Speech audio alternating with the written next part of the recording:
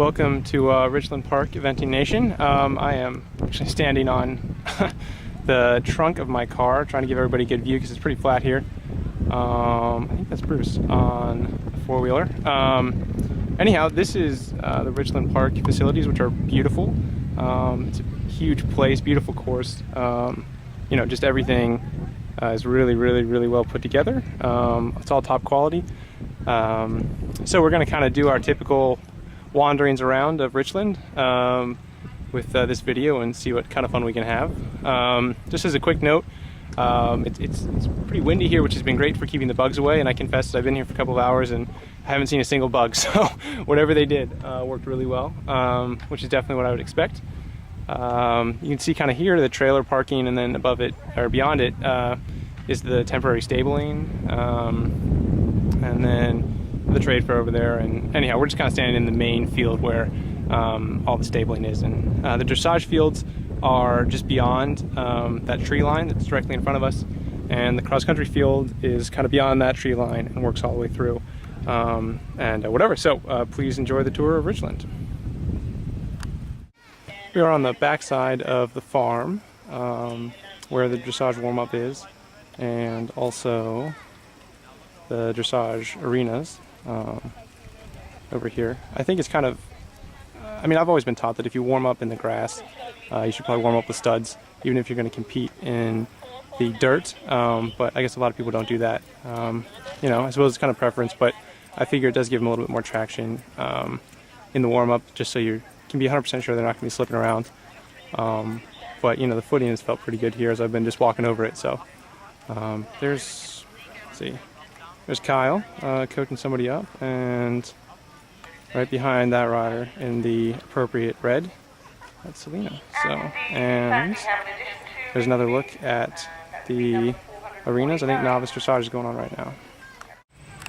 I'm standing now over by the second water jump, which is in the really big field that has all the you know, the stabling and the trailer parking and everything here at Richland. You can see right over there also is the show jumping field, which is on grass and has a little bit of terrain to it, so that'll definitely be a factor. All the trailer parking, temporary stabling is over there. There is the, I guess you call it the trade fair, food and you know, whatnot, stores. And there's where they usually have the competitors party. They may put up a couple other tents or something. They usually have a pretty good time. And behind me, over here now, is the water jump. And the 3-star has a bounce in right there. And then to the bullfrog, whatever you want to call that. And actually, oh, the tent is right in the way. Let me walk down here for a split second. Anyhow, just beyond, you can kind of see this, kind of looks like a corner, but it's really just a vertical fence on an angle. But it's still going to require a lot of precision, especially coming up out of the water and, you know, uphill. You know, kind of one of the deals with uphill jumps is you don't want to commit to a long distance too early, because it inevitably goes away from you. So just kind of try to be patient to that 10B.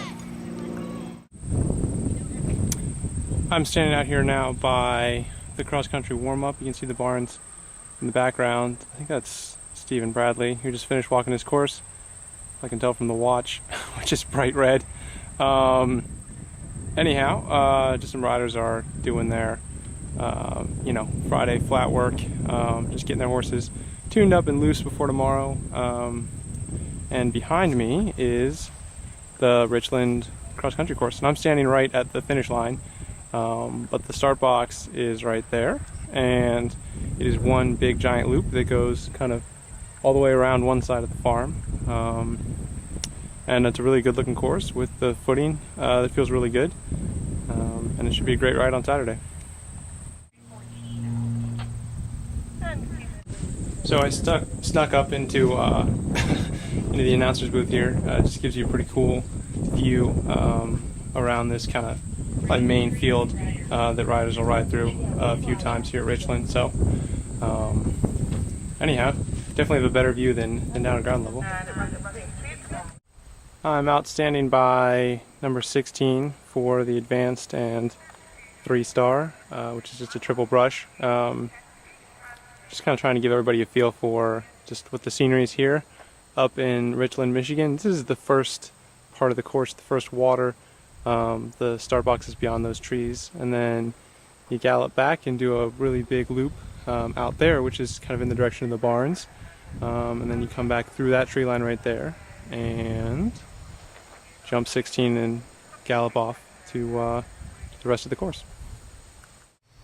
I talked briefly in our interview with Steph about the approach to the sunken road, and as you can see, you kind of you have to wind in through these trees here, and you don't have a lot of strides of straightness, which is something that I've noticed a lot on this Ian Stark design course, where you really you have to think about the terrain.